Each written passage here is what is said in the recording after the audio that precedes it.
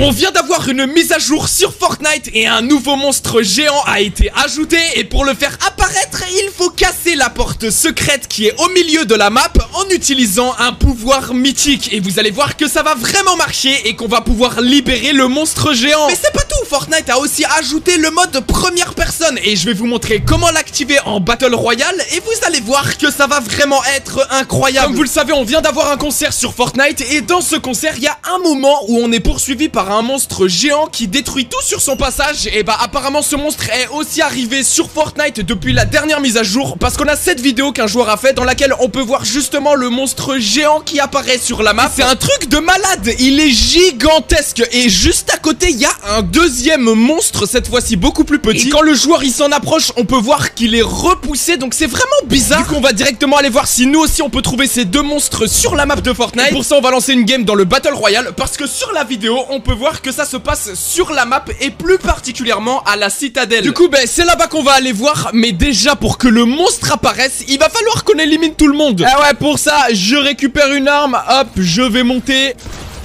Voilà, toi t'es mort, ça dégage. Et du coup ouais, j'ai découvert quelque chose sur le monstre et vous allez être choqués parce que quasiment personne ne l'a vu. En fait, sur le monstre, il y a une sorte de grosse pierre précieuse. Et en fait, cette pierre précieuse, c'est la même que celle qu'on peut actuellement trouver dans la mine qui est sur la map de Fortnite. Et ouais, les gros rochers bleus que quand on met des dégâts dessus, ça charge en énergie et ça nous propulse dans les airs. Et bah en fait, c'est ça que l'on retrouve sur le monstre. Et du coup, ça veut dire que les deux, ils sont en lien. Et pour ceux qui savaient pas, c'est aussi la même pierre bleue que celle qu'on retrouve sur le marteau et qui donne le pouvoir qui permet d'être propulsé dans les airs. C'est vraiment trop bizarre et ça nous montre que tout est en lien. Et maintenant ce qui va nous intéresser, c'est d'aller voir si on peut vraiment trouver le monstre géant dans le mode Battle Royale de Fortnite, car d'après certains leakers, c'est vraiment prévu que ce monstre devienne un boss et donc qu'on puisse le trouver et interagir avec. Allez, c'est parti, on va directement aller voir ça. Et sur la vidéo, le monstre, il était apparu par ici, mais pour l'instant je vois rien. Mais c'est pas grave, on va aller quand même vérifier.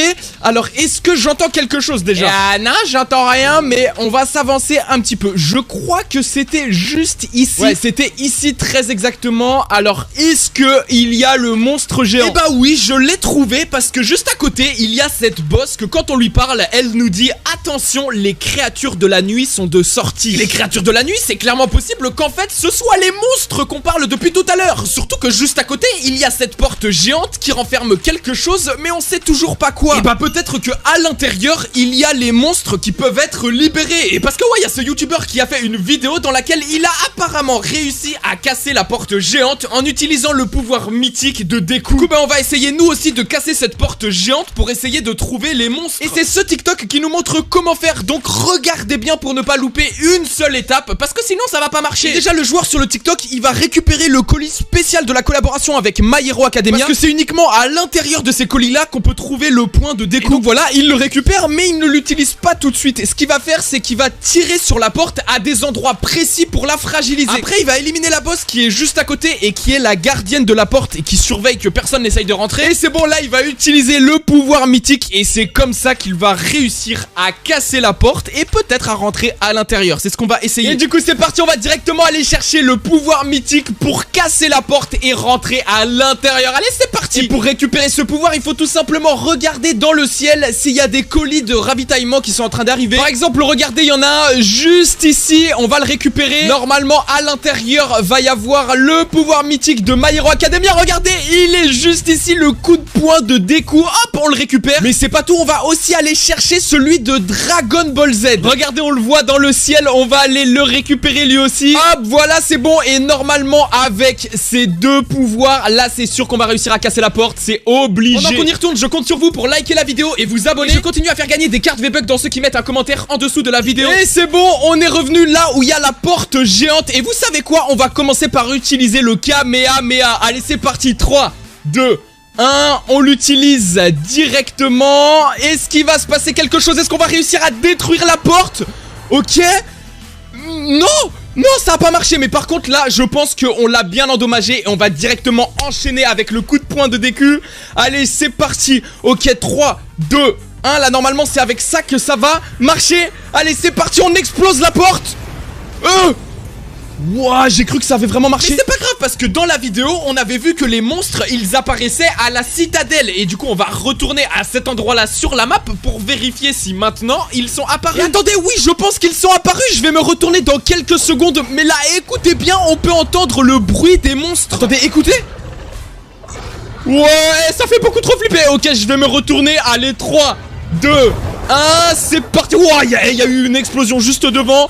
Je me retourne et... Non, c'était une blague, il y a rien du tout. Mais attendez, il y a quelque chose d'encore plus incroyable que je vais vous montrer et vous allez être choqués en voyant ça. On a ce joueur qui a posté une vidéo sur Twitter dans laquelle il joue à Fortnite mais avec la vue à la première personne. Alors que normalement, cette option n'est pas censée être disponible dans le jeu. Et vraiment, regardez là, il est en train de tirer avec les différentes armes de Fortnite en étant à la première personne. C'est incroyable. Et en fait, c'est parce que l'option de vue à la première personne est enfin arrivée sur Fortnite. Du coup, on va directement aller lancer une game pour activer cette option. Et regardez bien pour ne pas louper une seule étape parce que sinon ça va pas marcher. Déjà, il faut commencer par lancer une game et aller quelque part sur la map. Vous pouvez aller n'importe où, on s'en fout. Moi, perso, j'ai décidé d'aller à Faulty Split parce que c'est ma ville préférée sur la map. Mais il y a beaucoup d'autres joueurs, donc faut vraiment que je fasse attention. Je vous conseille d'aller à un endroit où il n'y a pas grand monde. Hop, je vais récupérer des armes.